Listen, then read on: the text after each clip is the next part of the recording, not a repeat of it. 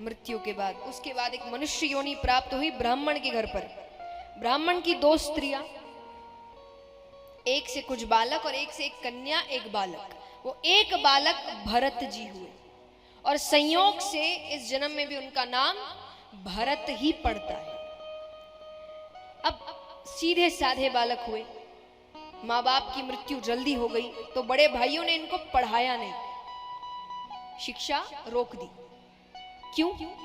ये सोच करके आगे दिक्कत करेगा। कैसी दिक्कत? हिस्सा मांगेगा, अपना हक मांगेगा। शिक्षा आपको सही गलत समझाती है, आपका हक क्या है, आपके लिए सही क्या है। इसीलिए शिक्षा जरूरी। मैं हमेशा एक बात कहती हूँ, क्योंकि कई बार मैंने माँ बापों को कहते हुए सुना है जिनके बच्चे 2-3 बच्चे हैं, वो सबकी शादी कर देते हैं ना, तो कहते हैं कि हमने तो सबकी शादी कर दी, गंगा नहा लिया। शादी करना गंगा नहाना होता है क्या? शादी वो खुद ही कर सकते हैं, कर ही रहे हैं। आजकल तो कर ही रहे हैं, कहां जरूरत पड़ रही है माँ बाप की इतनी। तो शादी वो खुद कर सकते हैं। माँ बाप का फर्ज ये नहीं होता एक तरीके एक घर से दूसरे घर में डाल दिया। माँ बाप का फर्ज क्या है? मैं बहुत साधारण शब्दों में कहती हूँ, लड़का हो या लड़की, ये दोनों के लिए है, और खास करके लड़कियों के लिए है, क्योंकि लड़कों को तो पढ़ाते हैं ही, ये सोच करके हमारे बुढ़ापे का सहारा है। लेकिन ये दोनों के लिए है, लड़का हो या लड़की के माँ बाप का फर्ज क्या है कि आप बच्चों को इतना काबिल बनाइए, काबिल हर क्षेत्र में, शिक्षा में, संस्कारों में, भावनाओं में और धन में भी, कि आप बच्चों को इतना काबिल बनाइए कि आपके जाने के बाद भी वो अपनी जिंदगी अच्छे से निकाले, उनको किसी की जरूरत नहीं पड़े। क्योंकि इंसान गलत तभी सहता है जब वो किसी पर निर्भर होता है कि ये नहीं तो कहां जाएंगे, घर नहीं, कुछ नहीं, खाएंगे क्या।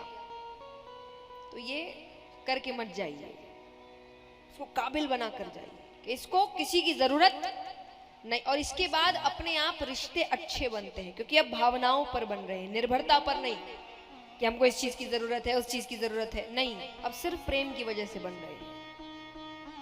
तो असलियत में वो व्यक्ति को समझने की कोशिश करेगा, नहीं तो झुकना पड़ेगा, ये सोचकर कि मेरे पास ये नहीं है तो निर्भर तो है, रुकना ही पड़ेगा। ऐसे रिश्ते अच्छे नहीं होते।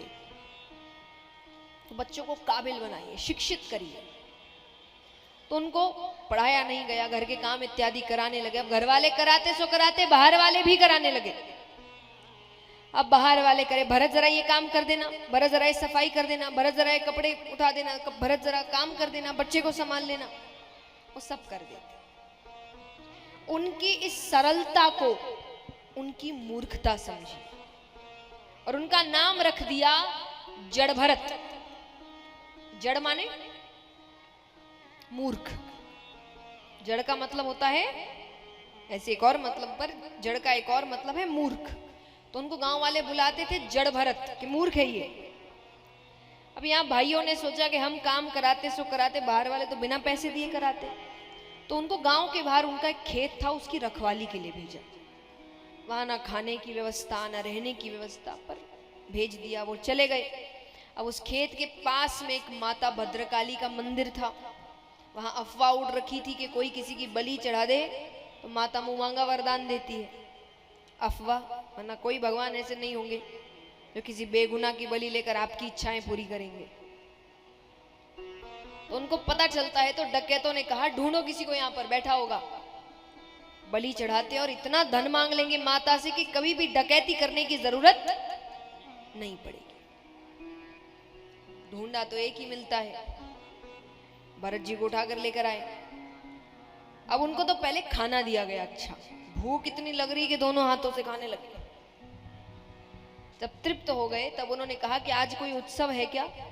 बोले क्यों? बोले मुझे इतना अच्छा खाना दिया जा रहा है, कपड़े दिए जा रहे हैं। बोले नहीं, आज तुम्हारी बलि चढ़ाई जाएगी। अब वो कहे अगर ऐसी बात है तो रोज मेरी बलि चढ़ा दिया करो और मुझे भोजन दे दिया करो। मैं यहीं रहता हूं। उनको बलि तक का मतलब नहीं पता। डकैतों ने कहा अच्छी बात है, दिक्कत नहीं करेगा। उनको मंदिर में लाते हैं, आंख बंद करके बैठाते हैं, तलवार निकाल रहे हैं, मार नहीं लग रहे हैं कि वहां साक्षात माता भद्रकाली प्रकट होती है। बोलिए काली महाकाली मात की।